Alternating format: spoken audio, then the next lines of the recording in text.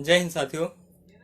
मैं फजलुर रहमान भारतीय, सदस्य प्रदेश सलाहकार समिति, अखिल भारतीय परिवार पार्टी उत्तर प्रदेश एवं महाराष्ट्र प्रदेश। साथियों, मैं आज एक बार फिर आप सबके सामने फेसबुक लाइव के माध्यम से आप सबके सामने प्रस्तुत हुआ हूँ। साथियों, मैं एक किसान पुत्र होने के नाते आप सबसे किसानों की कुछ बातें करना चाहता हूँ।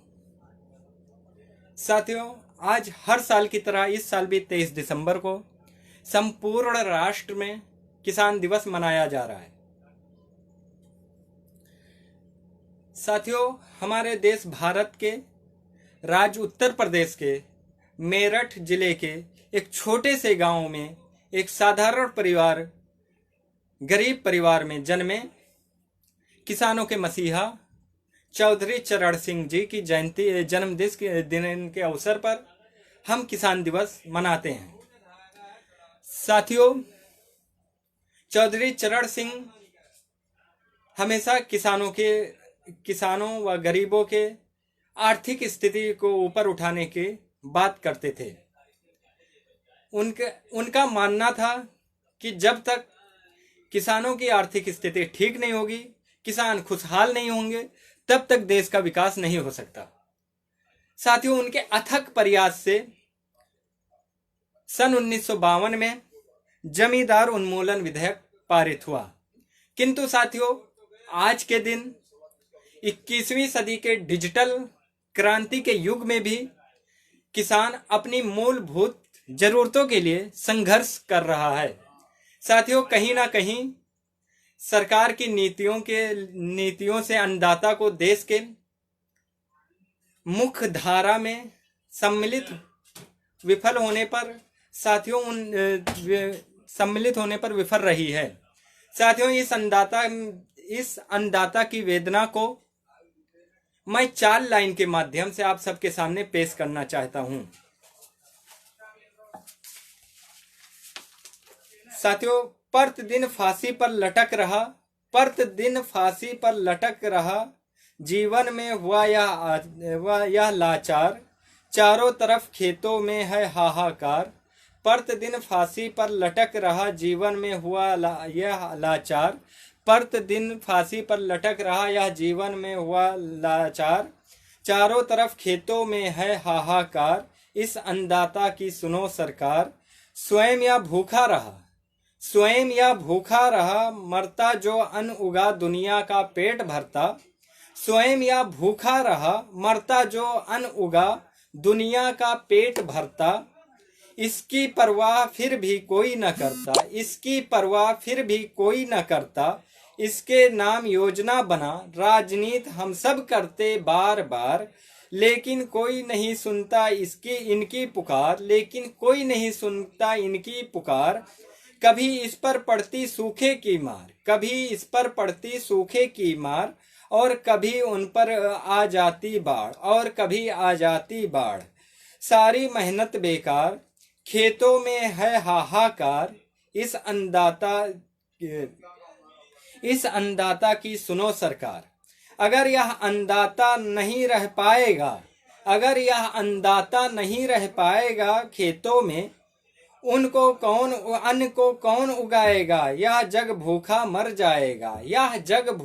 मर जाएगा। देश कभी भी आगे ना बढ़ पाएगा।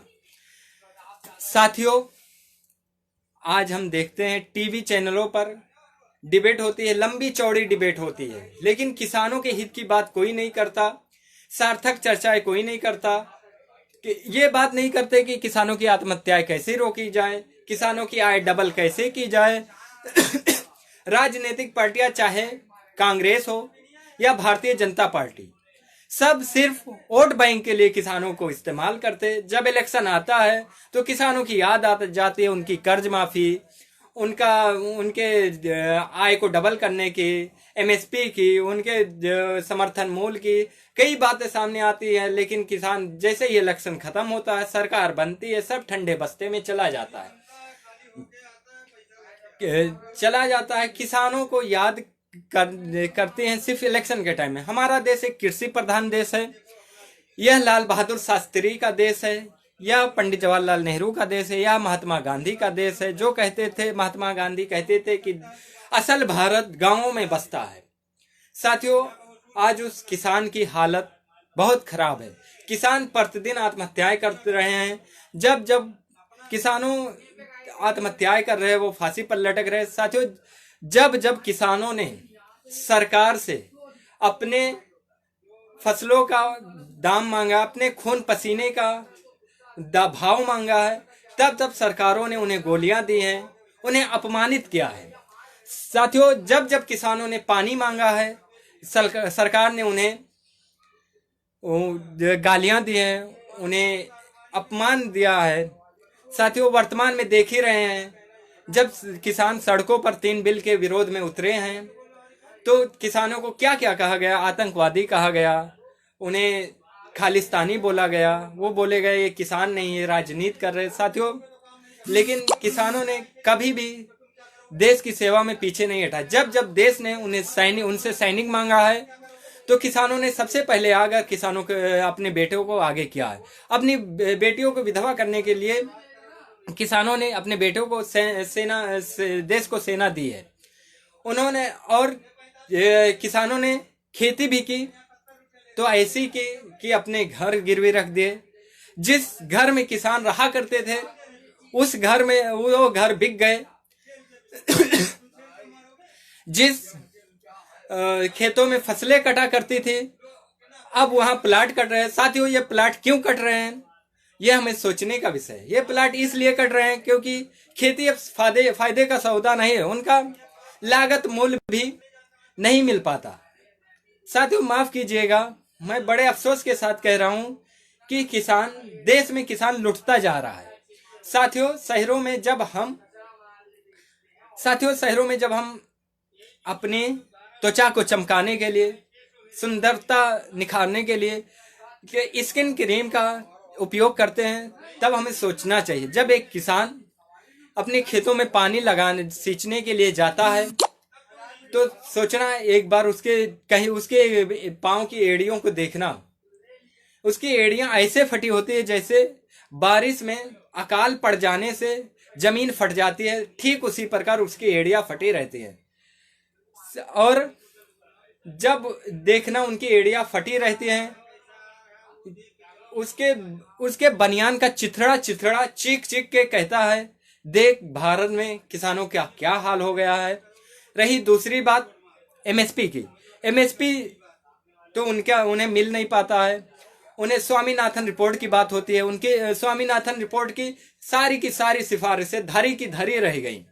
और जो किसान कृषि आयोग की बात होती है उसमें भी कुछ नहीं हुआ, वो भी ठंडे बस्ते में पड़ा है। सरकार सिर्फ अपने फायदे के लिए टाइम से उसको निकाल लेती है। वो अपने व्यापारी, अपने अडानी अंबानी को फायदा पहुंचाने के लिए जब होता है तो वो निकाल लेती है, उसके बाद फिर ठंडे बस्ते में चला जाता है। किसानों का फायदा कुछ नहीं होता है। साथियों, वर्तमान समय में एक बहुत बड़ा आंदोलन, राष्ट्रव्यापी आंदोलन देश में चल रहा है। साथियों, मैं आप सबसे एक छोटी सी अपील करता हूं।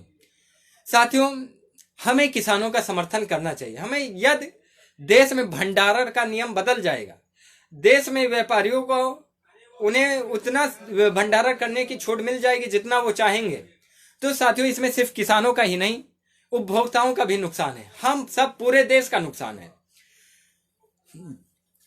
साथियों, जब वो भंडार कर लेंगे तो उनके देश में कमी दिखाई जाएगी उन वस्तुओं की, और जब वो वस्तुओं की कमी दिखाई जाएगी तो खुद ब खुद वो उसका भाव बढ़ जाएगा। 20 रुपए किलो की वस्तु लोगों को, उपभोक्ताओं को 50 रुपए किलो में खरीदनी पड़ेगी। इसलिए हमें किसानों का समर्थन करना चाहिए। किसान हम सब की लड़ाई लड़ रहा है। यह सिर्फ किसानों का आंदोलन नहीं है, अखिल भारतीय परिवार पार्टी या देश को बचाने का आंदोलन है। यह सिर्फ किसानों का आंदोलन नहीं है। किसान देश को बचाने के लिए आज इतनी ठंड में सड़कों पर हैं। अखिल भारतीय परिवार पार्टी किसानों का पूर्ण रूप से समर्थन करती है। अखिल भारतीय परिवार पार्टी सिर्फ शब्दों से ही नहीं किसानों के साथ है, किंतु किसानों के साथ कंधे से कंधा मिलाकर सिंधु बॉर्डर पर, गाजीपुर बॉर्डर पर अपना एक हेल्थ चेकअप कैंप लगा रखा है, जिससे वहां के वहां मौजूद किसानों के स्वास्थ्य का पूर्ण रूप से ध्यान रखा जा सके, एक भी किसान अस्वस्थ होने की वजह से ना मर पाए। सरकार तो बेगैरत हो चुकी है, वो किसान मर रहे हैं तो मर रहे हैं, उनका हल नहीं निकाल रही है। साथियों, इसीलिए हमें खुद आकर सामने आकर किसानों का समर्थन करना चाहिए।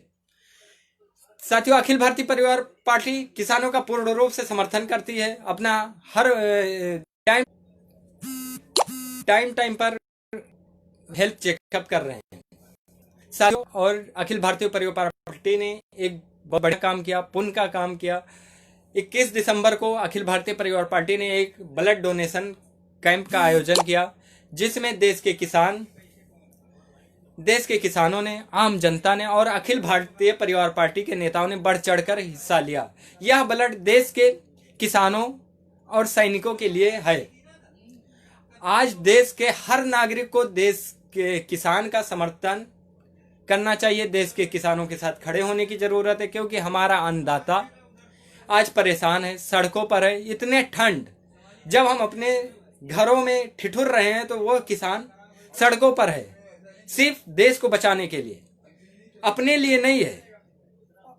वो देश को बचाने के लिए, देश को जो गर्त में धकेला जा रहा है उसको बचाने के लिए देश आज किसान सड़कों पर है। लेकिन क्योंकि हमारी सरकार, क्योंकि हमारा अन्नदाता परेशान है, यह सरकार और हमारी सरकार तानाशाह सरकार हो गई है। यह सरकार किसानों की बात सुन नहीं रही है, यह अपने अहंकार में देश के अन्नदाताओं की बात नहीं सुन रही है। साथियों, वह समय दूर नहीं जब देश के गांव खाली हो जाएंगे। जब देश में किसान ही नहीं रहेंगे तो जाहिर सी बात है देश का गांव खाली ही हो जाएंगे। जब किसान नहीं रहेगा तो जाहिर सी बात है किसान खाली हो, और खाने के लिए अन्न नहीं रहेगा, पूरा बैलेंस बिगड़ जाएगा। देश का पूरा बैलेंस बिगड़ जाएगा, पूरे विश्व का बैलेंस बिगड़ जाएगा अगर किसान खेती करना छोड़ दें। इस कृषि प्रधान देश में हमने किसानों को नहीं बचाया, तो किसानों पर चर्चाएं नहीं की, तो हम अपने आप को कभी माफ नहीं कर पाएंगे। यह उचित समय है कि हम जागें और किसानों के हित की बात करें। किसान, देश में न जल बचा है, न जंगल बचा है, न जमीन बची है, सबको बेचा जा रहा है, सब बेचा जा रहा है। देश में सब कुछ बेचा जा रहा है, बेच दिया गया। और साथियों, बड़े दुख के साथ कहना पड़ रहा है कि इस समाजवादी देश में पूंजीवाद बड़ी तेजी से अपने जड़ें मजबूत कर रहा है। साथियों, मैं एक बार फिर अपील करता हूं, हमें देश के किसानों का समर्थन करना चाहिए, और हमें सरकार से आशा करता हूं कि वो किसान के बातों को सुनेगी और उनके कठिनाइयों को, उनके दुख को, उनके दर्द को दूर करने की कोशिश करेगी। इसी के साथ साथियों, मैं विदा लेता हूं। जय हिंद, जय भारत, जय जवान, जय किसान। धन्यवाद साथियों।